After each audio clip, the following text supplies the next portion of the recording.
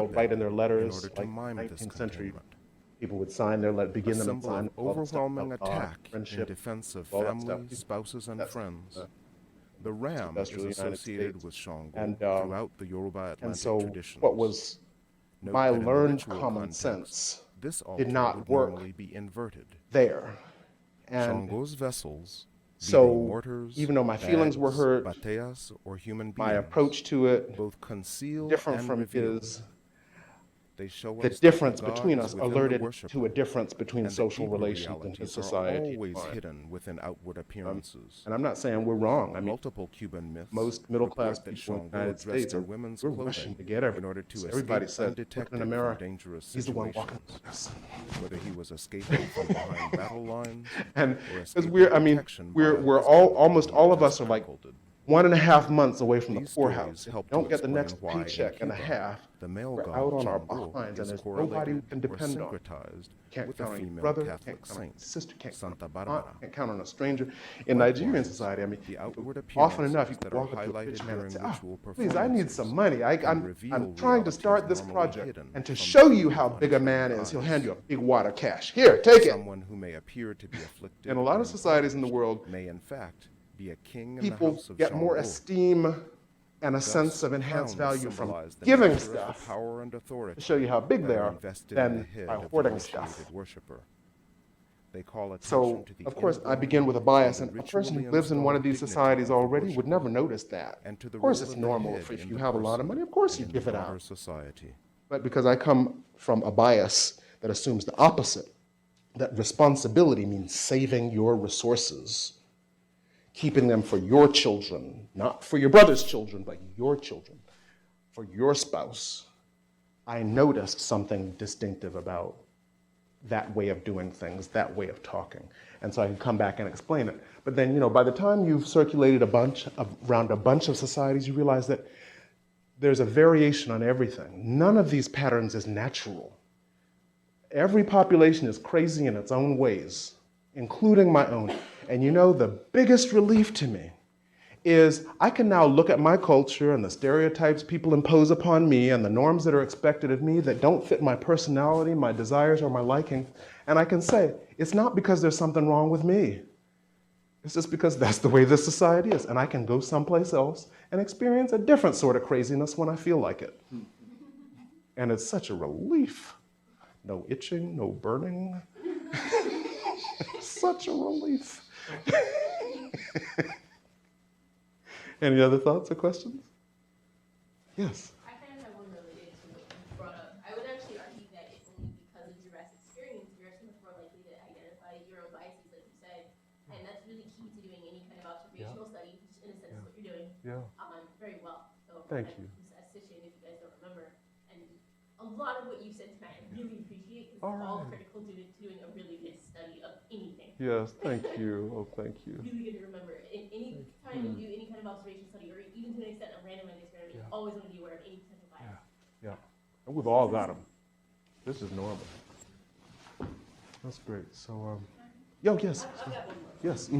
So you talk a lot about how there's a lot of this kind of the cultural exchange in terms of material products crossing the Atlantic, in terms of religion. What about dance? Yes. I mean, you demonstrated certain different dance forms. Yes. I mean, is the rhizomatic effect in place with these different dances? Yeah, well, you can take a bunch of these dance classes in the United States, like Haitian dance and Afro-Cuban dance. There's going to be a Haitian dance class soon. I'll send you the link. And a lot of like African-American stage dance was founded by very cosmopolitan people. Catherine Dunham, Pearl Primus, who had studied in Haiti, studied in Jamaica, were then recruited by West African heads of states, particularly in Francophone West Africa, to found their national dance companies where they would, bring together various styles, stereotyped styles from around the country and different stereotyped forms of dress, all of which were, elements of nationalist identity making that were not indigenous to the place at all. And they were very cosmopolitan in their references. So, stage dance especially. And I think African American dance travels a lot, like the Dougie. Like have you seen Ms. Obama do the Dougie? Oh my God, I've never forgotten it. She's a good dancer. She is amazing. Oh my God. And let's see if I do the Dougie. Let's see. My daughter just taught it to me.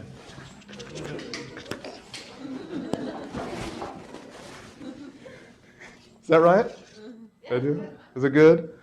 My daughter would laugh at me, I'm sure.